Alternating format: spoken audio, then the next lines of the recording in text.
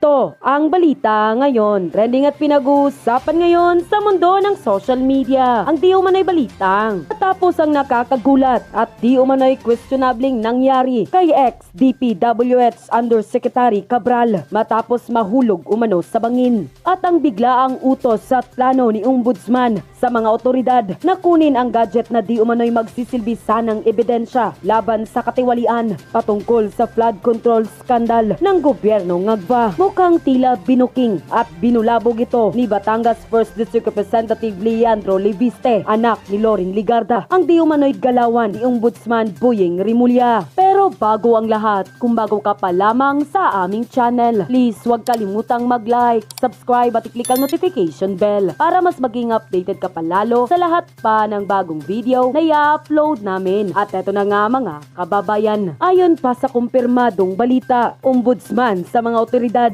i-secure ang mga gadget ni Yusek Cabral. Iniutos ng Office of the Ombudsman sa mga otoridad sa Benguet na kunin, ingatan at ipreserba ang lahat ng gadget at electronic devices ng yumaong dating Department of Public Works and Highways DPWH Undersecretary Maria Catalina Cabral. Kasunod ng mga ulat na siya ay natagpuang patay matapos umanong mahulog sa bangin malapit sa Buwed River sa Tuba, Benguet. Sa isang pahayag, sinabi ni Assistant Ombudsman Miko Clavano na mahalagang ma-secure at ma-turn over sa mga investigador sa tamang panahon ang mga naturang gadget bilang bahagi ng patuloy na investigasyon sa mga pangyayari at kalagayan sa likod ng pagkamatay ni Cabral. Ang direktiba ng Ombudsman ay inilabas sa gitna ng lumalakas na panawagan na maprotektahan ang mga posibleng ebidensya at testigo, lalo't si Cabral ay isang key official noon ng DPWH na humawak sa budget preparation, infrastructure planning at public-private partnership PP projects ng ahensya. Nauna nang lumutang ang mga pahayag ng ilang mambabatas na ang mga electronic files at record na maaring nasa pag-iingat ni Cabral ay mahalaga sa paglilinaw ng mga aligasyon kaugnay ng DPWH budget insertions at flood control project. Dahil dito, iginiit ng Ombudsman na hindi dapat masira, mabura o mawala ng anumang digital evidence habang isinasagawa ang investigasyon. Samantala, hindi naman nakapagpigil at tila matapang na ibinunyag at binuking naman ng matapang na kongresman ng Batangas na si Leandro Leviste ang di umano'y biglaang utos at galawan ni Ben Dalo Boyeng Rimulya. Ayon pa sa kumpirmadong balita, hindi ilalabas ang katawan hanggat hindi isinosurrender ang cellphone ni Yusek Cabral. Ibinunyag ni Batangas 1st District Representative Leandro Leviste ang isang nakakabahalang update kaugnay ng labi ng yumaong dating DPWH Undersecretary Maria Catalina Cabral matapos umano siyang kausapin ng pamilya nito. Ayon kay Leviste, ipinaalam sa kanya ng mga anak ni Cabral na sinabihan umano sila ng mga otoridad na hindi ilalabas ang bangkay ng kanilang ina hanggat hindi nila isinusuko ang cellphone ng yumaong opisyal. Sinabihan ng mga anak ni yumaong Yusek Cabral na hindi ilalabas ang bangkay ng kanilang ina hanggat hindi nila ibinibigay ang cellphone nito. Dagdag pa ng kongresista, ang kondisyong ito ay ipinatutupad kahit wala pang kasong naisampa laban kay Cabral sa alinmang hukuman. Isang sitwasyong ayon sa kanya ay nagbubukas ng seryosong tanong hinggil sa due process at sa karapatan ng pamilya ng yumao. Ito ay kahit wala pang kasong naisampa laban sa kanya sa alinmang hukuman. Ipinaliwanag din ni Leviste kung bakit itinuturing na napakahalaga ng naturang cellphone at iba pang electronic devices ng yumaong opisyal sa patuloy na investigasyon. Nasa devices niya ang listahan ng mga proponents ng DPWH insertions. Yun sa mambabatas, ang impormasyong ito ang dahilan kung bakit nananatiling kritikal na ebidensya ang mga personal na gamit ni Cabral sa gitna ng mga aligasyon ng DPWH budget insertions at flood control anomalies. Kasabay ng kanyang update, iginiit ni Leviste ang pangangailangang maging malinaw at makatao ang proseso na habang mahalaga ang preserbasyon ng ebidensya, hindi rin dapat maisantabi ang dignidad ng yumao at ang karapatan ng kanyang pamilya. CCTV footage ng totoong pangyayari ng pagkamatay ni ex DPWH Secretary Cabral lumabas na. At eto no, grabe to. Grabe itong mga pag-uusapan natin ngayon kasi etong asawa ni Cabral ay pinaghihinalaang ito daw ang gumawa at yung driver at ito daw ay ito daw ay binayaran or parang utos daw at sino ang nag-utos nito. Grabe itong pangyayari na to ngayon. Talagang gumulantang sa at lalo na rito at marami talaga nagtatanong kung ano ba talaga ang nangyari. At dito nga may video ho tayo dito na ipapakita maya lamang na talagang mapagtatantuho natin kung ano ba talaga yung sanhi ng or ito ba ay tinulak ba to? Ito ba ay nahulog? Ito ba ay nagpakamatay? Sinadya ba or ito ay pinatay? Yun yung mga pag-uusapan natin ngayon. So bago tayo mapunta mundo, may mga video rin po akong ipapakita sa inyo at mga picture mapatungkol ho dito kay ex-DPWH Cabral. Bago nga tayo mapunta doon, may ipapakita muna ako sa inyo mga yung iba pang mga balita sa bansang Pilipinas. Kagaya lamang nito na baka nakakalimutan na rin ng iba to. Ito hindi ko katulad ho nito. Etong viral video ni Martin Romualdez at itong isang congressman at yung paring isa sa mga pare na bumabatikos kay VP Sara Duterte. At dito nga kitang-kita ho sa video na may mali marang may inabot na bag. At kitang-kita natin sa baba yung bag na yan. So ito po ay viral ngayon na pinag-uusapan din kung ano ba daw yung ibinigay ni Martin Luther Romualdez diyan sa tawag dito diyan sa pari na yan. At ginagamit ngayong kasangkapan yung ibang mga pari ngayon para labanan ng mga Duterte or batikusin ng mga Duterte. So yung ibang pari ginagamit nila. Buti hindi nasunog diyan si Romualdez, no? Kasalob siya ng simbahan, no? Kasama niya pa yung isa sa mga bataan niya. Father, dapat pinag-bless mo si Romualdez, ha? Pinagdasal mo na naway magnakaw pa siya. Naway magnakaw pa siya ng marami. Oo. So, dito naman tayo. Eto, baka nakakalimutan nyo na, ha? Kasi ngayong araw na din po ngayon, ay etong si Diskaya ay kinulong na. At eto nga, ulitin natin etong kataga na to, no? Wala ang mga Diskaya kung walang Saldico. Walang Saldico kung walang Martin Romualdez. Walang Martin Romualdez kung walang Bongbong Marcos. Kailangan pa bang i-memorize yan? Nasa baba, Kailangan pa bang i-memorize yan? Bisyo na nila yan.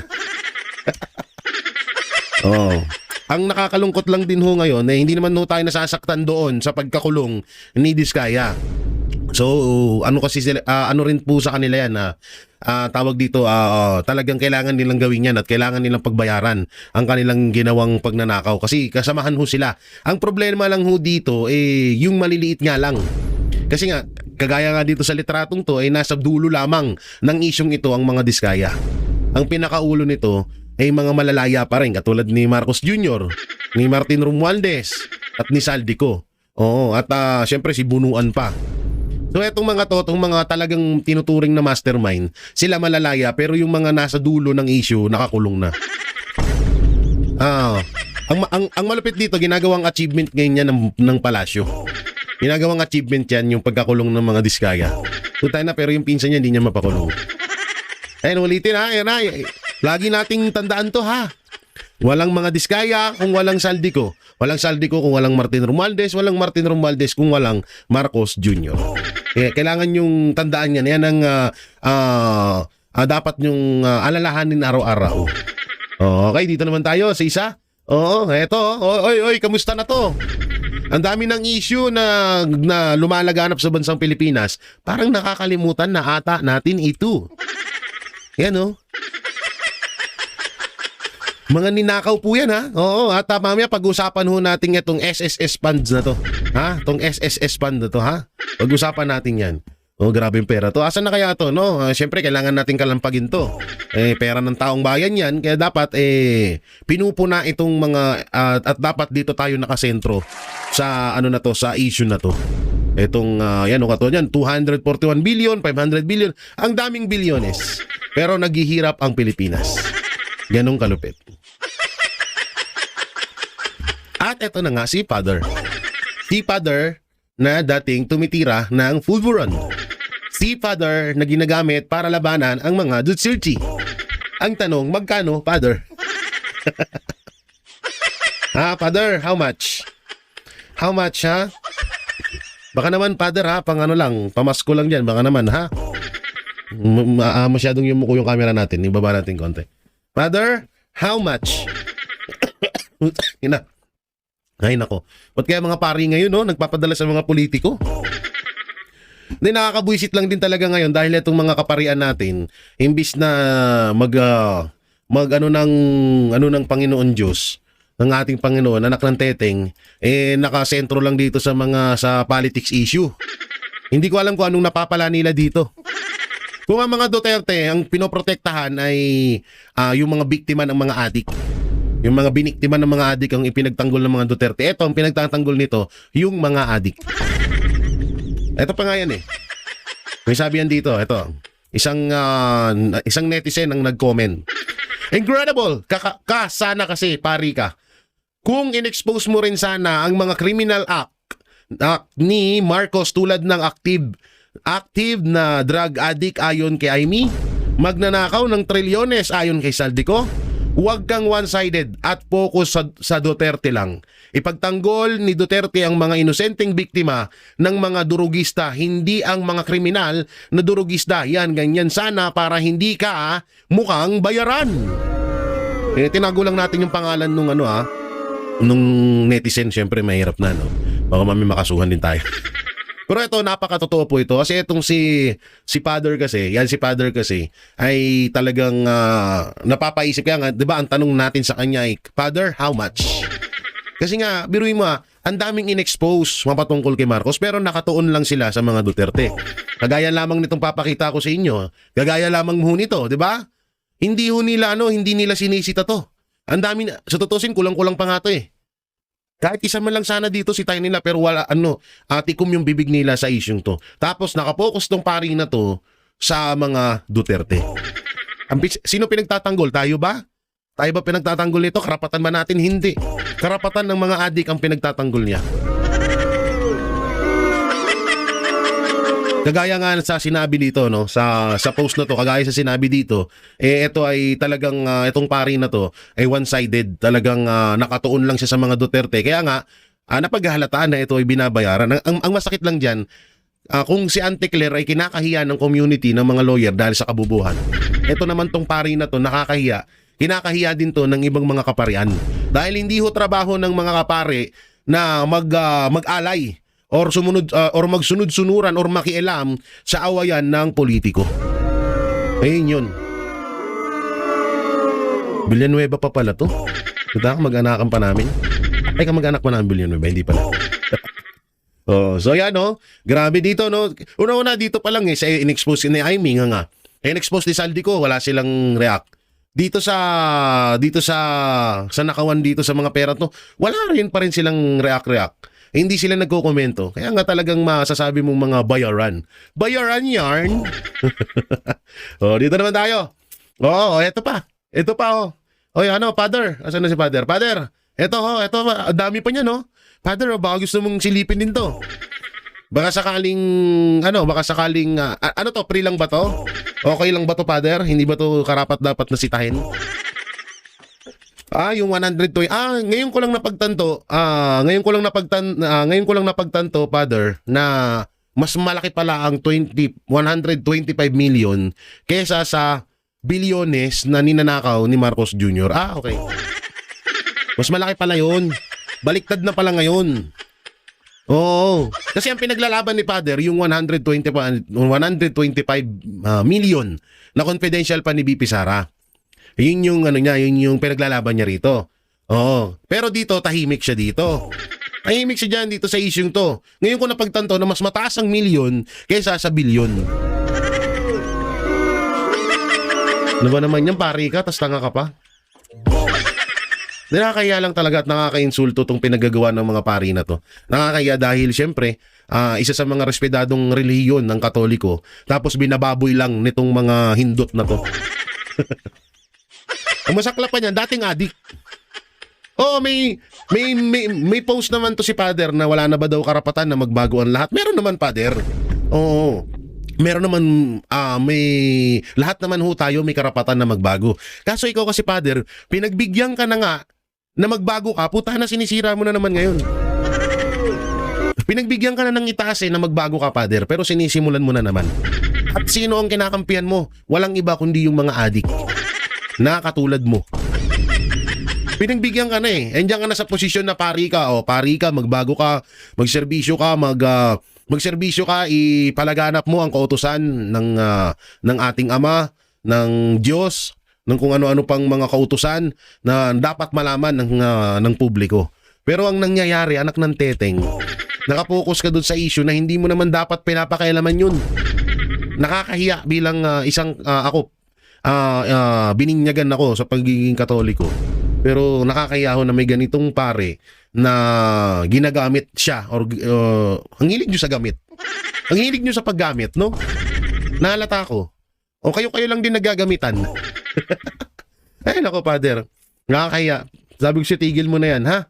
O, pero depende na lang kung malaki bigayan. Talagang, kahit naman di sino, di ba? Sabihin na natin na pag binakbakan mo si BP Sara, additional 10 million. Aba, putang. Kaya yung iba, di ba, atat lagi. Atat lagi na ma-expose sila, na binabanatan nila mga Duterte, may mga ceremony sila laban sa mga Duterte, may mga ilalabas sila laban sa mga Duterte. Kahit itong kay Madriaga, malamang sa malamang bayad din to eh.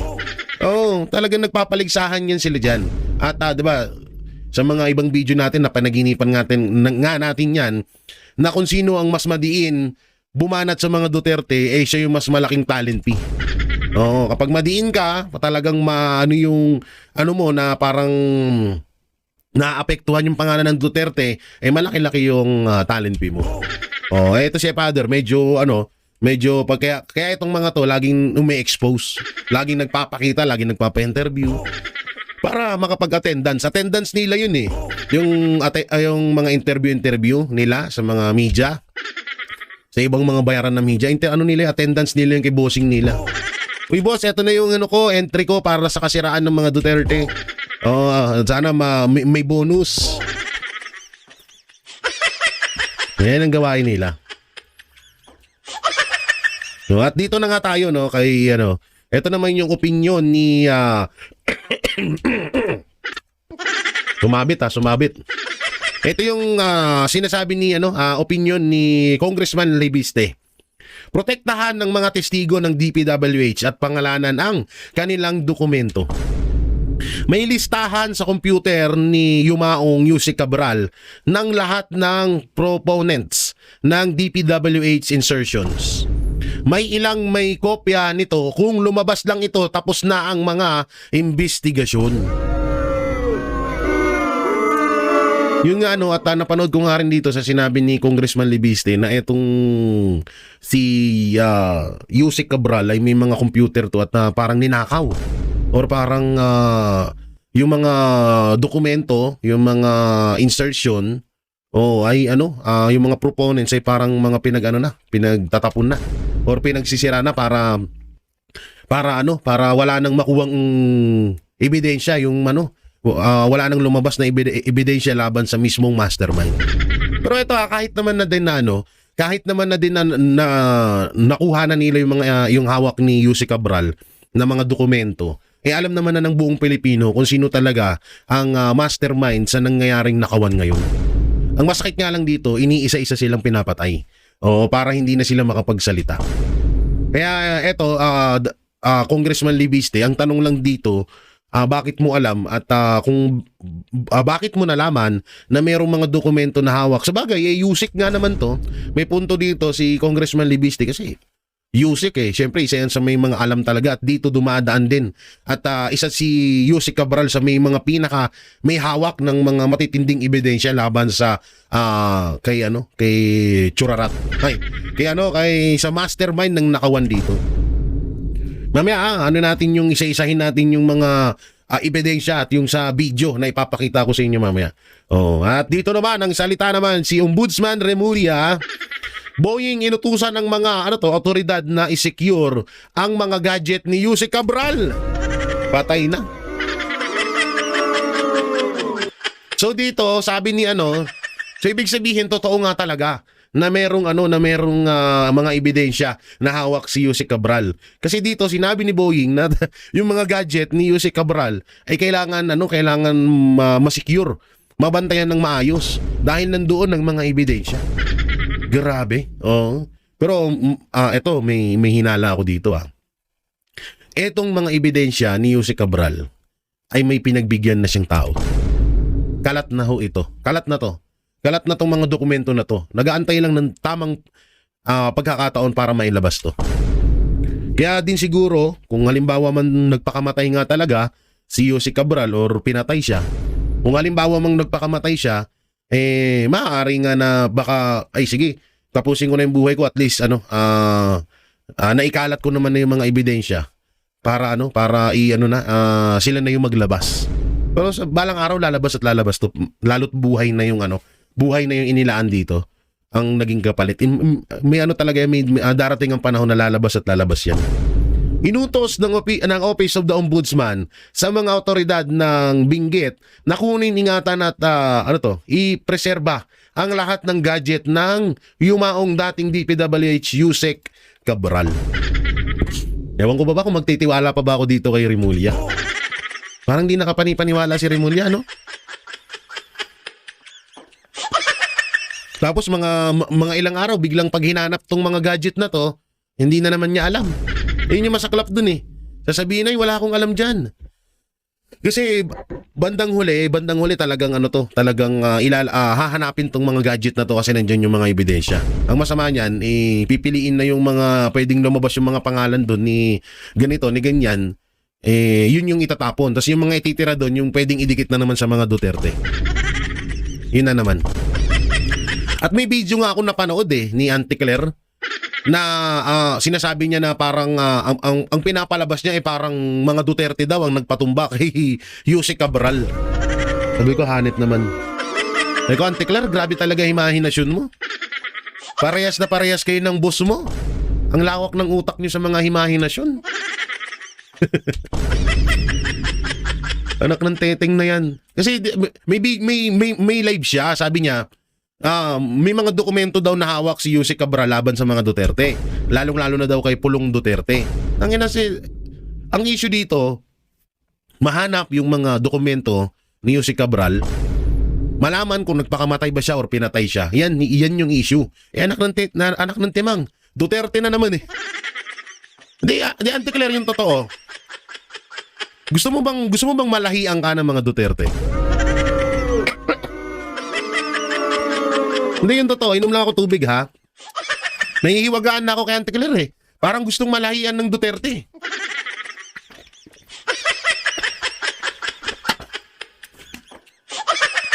Alam mo yun? Ultimo sigurong pag-ungol nito, Duterte. Pagkagising, Duterte agad nasa isip. Lahat na lang ng bagay, dinikit sa mga Duterte. Anak ng teteng, baka tingin mo sa asawa mo, kamukha ni Pulong, ha? Baka tingin mo sa asawa mo, kamukha ni Baste, ha? Malayo. Anak ng timang naman. Tanga no, siguro abalang araw tong si Auntie Claire. Kawawa to. Dito na sa totoo lang, kahiya-hiya to. Kung ako man ang magiging kamag-anak ni Auntie Claire, itatanggi ko to eh. Dahil sa totoo, itatanggi ko to. Sabihin ko, hindi ko hukano yan. Kahit siguro yung ibang, kahit anong research mo, ako nagre-research ako, wala akong mahanap na nagpapakilalang kamag-anak ni Auntie Claire. Siguro nahihiya din sila sa pinaggagawa nun eh. Kaso sabi nga nila, nagiging tanga ang isang tao dahil sa pera. So, normal na yun dito. Normal na yun sa Pilipinas ngayon. Ang daming mga lawyer, katulad ni Auntie Claire, ng iba dyan na kung titignan mo sila mga professional, pero bandang huli, nga. Kasi nga, dahil sa pera, natatakpan yung kanilang katalinuhan. Nagtatanga-tangahan. Di ba? Nagtatanga-tangahan. So, talagang obvious na ngayon na nangyayari yan. Ay, dito naman tayo kay Ombudsman. Hindi ko alam kung pagkakatiwalaan pa ba natin to. Medyo nakakatakot na rin kasi ito si Ombudsman Remulla. At alam naman na natin kung sino nag-appoint dyan. Pero malay nyo naman, etong si Remulla, baka bumawi din. Baka naghahanap lang din ng tiyempo to para traidorin naman si Marcos Jr.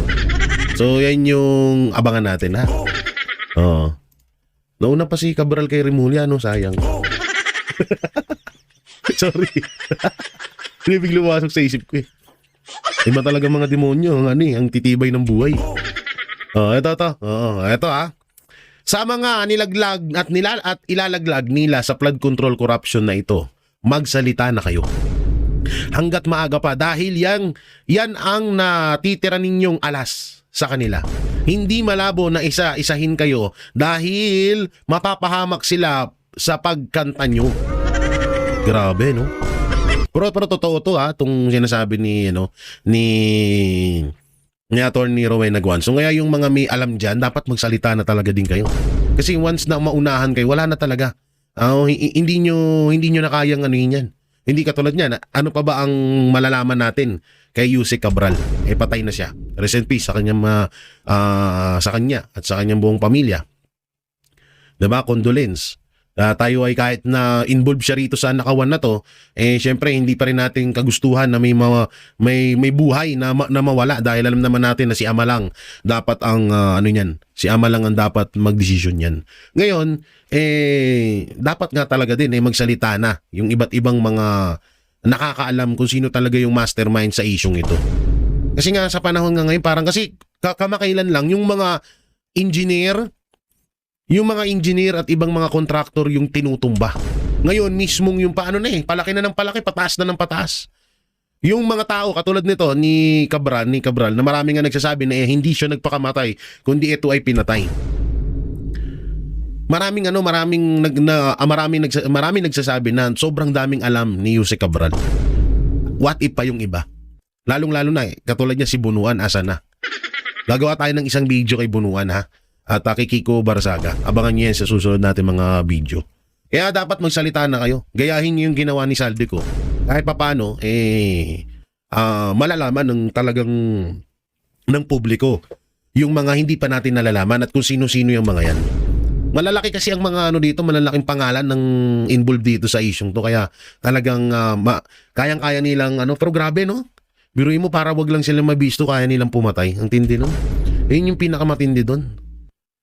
Para lang sa katahimikan, para hindi lang mabisto ang kanilang pagiging kawatan, papatay sila. Ewan ko na lang kung sino yung mga susunod, pero ayon nga sa iba, sunod-sunod na nga daw ito. Dahil para manahimik pero alam naman na ho natin kung sino talaga ang mastermind. Ang pinupunto natin is mas lumabas pa at mas pagtibayin pa yung mga ebidensya para doon sa itinuturong mastermind ng mga nakawan na nangyayari sa Pilipinas. At ito naman, ang isang Remulla, si The Mr. Loverboy. Sabi niya rito, sumailalim pa rin siya sa autopsy at DNA test para matiyak na siya nga talaga iyon. Baka budol-budol to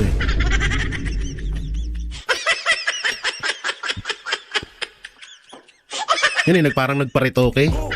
Tapos, ganun ba yon? Takot ka na sa budol, Remulla? Nanawa ka din sa pagbubudol, umpisa pa lang, binudol ka na ni Marcos. Nanawa ka na pala ngayon. Pero ako naman, dito nga sa autopsy na to, dito may point naman si Remulla, na baka mamaya palabas lang, na hindi na nagpakamatay, ganyan. Pero ako naman, nakakasiguro ako, na si Cabral nga talaga yon. Ang dito, yung autopsy ng pagkamatay. Tsaka posibleng posible talaga kasi may mga picture tayo papakita dito na takot si Cabral sa matataas na lugar. So, paano niya nakuha na tumungtong doon? Sobrang taas nun. Tsaka first time in history sa Pilipinas na dyan sa Benguet, puro sasakyan ho ang nahuhulog dyan. First time lang po na tao pero walang sasakyan na nahulog. Sa totoo lang maraming ang memes na lumalabas na kauna-unahan sa kasaysayan yan. Kaso may sinabi ang asawa ni Cabral mapatungkol dito sa autopsy at sa DNA test na yan. So mamaya natin papakita sa inyo. Mamaya ha. Eto yun sinasabi ko kanina. My biggest phobia is ang pinakamalaki niyang kinakatakutan niya ay yung matataas na lugar. Ito yung sinabi ni former DPWH Yusek Cabral nung siya ay nabubuhay pa. Kaya ngayon nagtataka ang taong bayan na paano siya papatong doon sa mataas na lugar na yun. May phobia siya sa matataas na lugar. At dito may papakita nga ako sa inyong video. May papakita nga ako sa inyong picture. Ito yung isa daw ng mga ebidensya. At ayun. Ayun po daw si Yusek Cabral. At ito po yung kanyang driver. bago mangyari yung insidente, nagpicture pala tong driver at makikita kung nasaan si Yusek Cabral. Ang tanong, isusum natin kung siya ba talaga to. Titignan natin kung siya nga talaga to. Pero parang siya naman, kahit din dito sa cellphone ko, dito rin natin, try din natin na i-zoom kung si Yusek Cabral. Mukhang siya naman din talaga. Kaso dito, ang problema kasi, ang nakakapagtaka dito, bakit iniwan ng driver yung amo niya dun? Sabihin na natin, sige, hayaan siya mapag-isa. Pwede naman lang doon lang siya pumunta sa unahan. Bakit ba dyan? Na, alam niya naman na delikado. Diba? So talagang nakakapagtaka. At something smell fishy nga daw. Sabi ng iba, dahil nga may picture pa talaga. Nagpicture pa itong driver. Maraming mga bali-balita na lumalabas, nakasabot ng driver, kasabot yung asawa, or niligtas daw ni Yusek Cabral yung pamilya niya kasi pag once na hindi daw parang ang mangyayari, magpakamatay ka, maliligtas yung pamilya mo para wala nang mailabas ng mga ebidensya, gito ganyan. At marami din naman nagsinasabi na nagpakamatay. Kaso paano nga siya paano siya tatalon diyan? Dito nga sa na to, may phobia siya sa matataas. Yun yung isa sa mga umaano sa utak ng taong bayan na paano siya pupunta diyan? Paano niya matitiis yung ganyan? Na pag-upo, may phobia nga siya, may nga siya sa mga matataas. Yun yung isa sa katanungan yan. At yun na nga mga kababayan, ano na ang masasabi mo? Kung mayroon kayong hinaingat komento patungkol sa balitang ito, please comment down below. Pag-uusapan natin yan sa comment section. At kung nagustuhan nyo ang video, ay huwag kalimutang mag-like at i-share na din para mas marami pang makaalam at umabot ito sa marami sa ating mga kababayan. Maraming salamat po!